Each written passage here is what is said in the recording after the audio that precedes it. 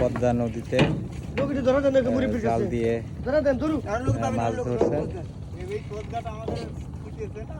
ওই দেখেন এগুলো দেখুন কি মাছ উঠছে আসলে জালে। চিংড়ি।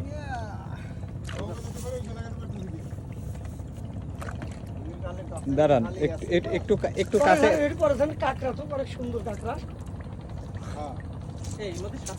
সাত না কুইছে মাছ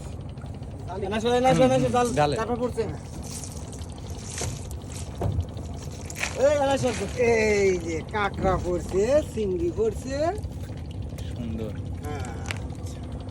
কত টাকা জাল আছে ভাই এখানে? অনেক চালান আছে 4 লাখ টাকা জালে আছে।